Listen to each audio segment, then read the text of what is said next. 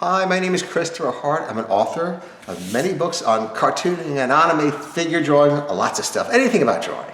Today I'm going to show you how to draw a very cute dog, a cute type of dog in a cute dog pose, a classic dog pose. So let's start off together, okay? We're going to start with the shape of the head, with a big head. That is my dog. He always does that when I draw another dog. So we're going to ignore that for right now. All right, so here he is here. And we'll put a little cheek area like this. And it's all right if it's sketchy. It's fine if it's messy. Mine's going to be messy, so don't worry. Here is center line.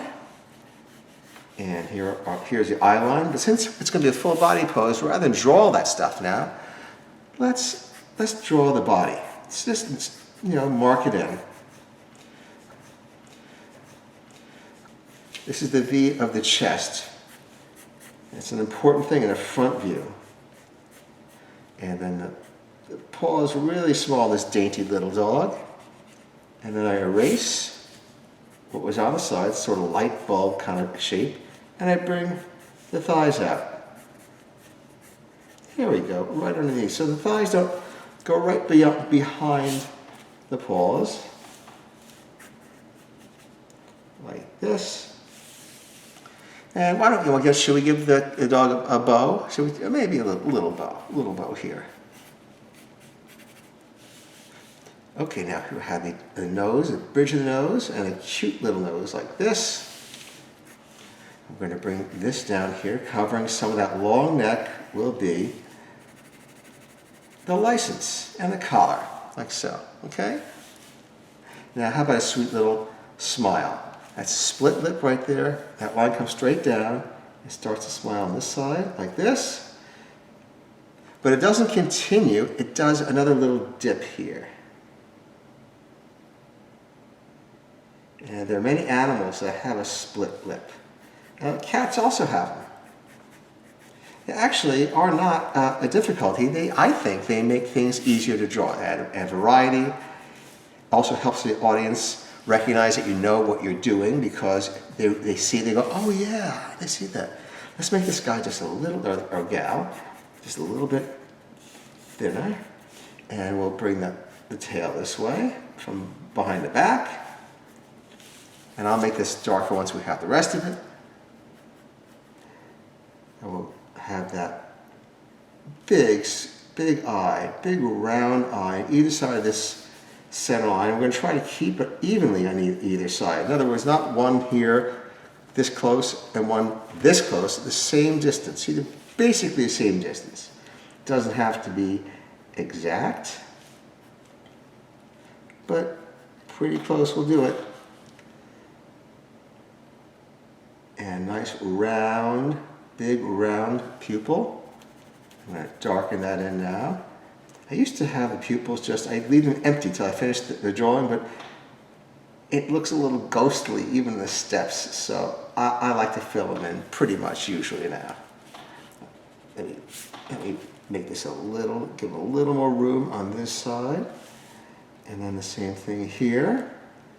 The exact same position here, since she's facing front, she has to have the same position.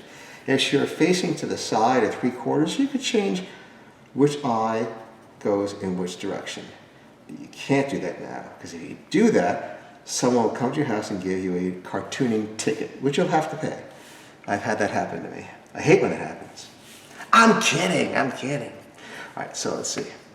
Let's make this a little closer to the eyeball. So see, if you have the whites low, it ends up looking a little dreary and sick. It's a cartooning tip for you. The whites should not be too low under the pupil. They can be high over the pupil. That makes them cheerful. Now, why does it work that way? I don't know, but I just tell you what works.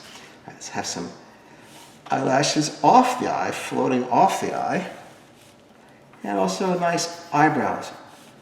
Pretty high off the top because she's in a good mood. And a medium-sized ribbon, like so, which I am going to shade. And now I'm going to give her, almost like hair, wavy ears. And this side too.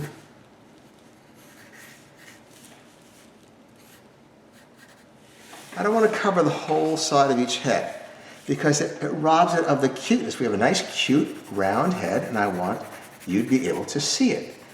Now, why am I telling that to you? Because I'm letting you know that drawing and cartooning is not just art. It's a little bit strategy, too. It's what you think will work. Okay.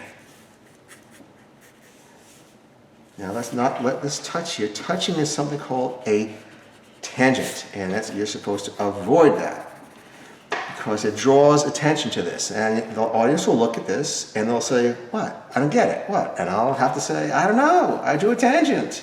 So we're gonna go here instead, still up behind the body in the right position, and a little bit fluffy here. You'll put a little bit of shading behind the legs, a couple of little marks there, and a little bit of marking in the middle. There you go, cute little gal, right? Looks like my doggy. Anyway, I hope you enjoyed that, and I hope you will come back for more. So please subscribe. Thank you so much for being part of my audience. See you next time. Bye-bye.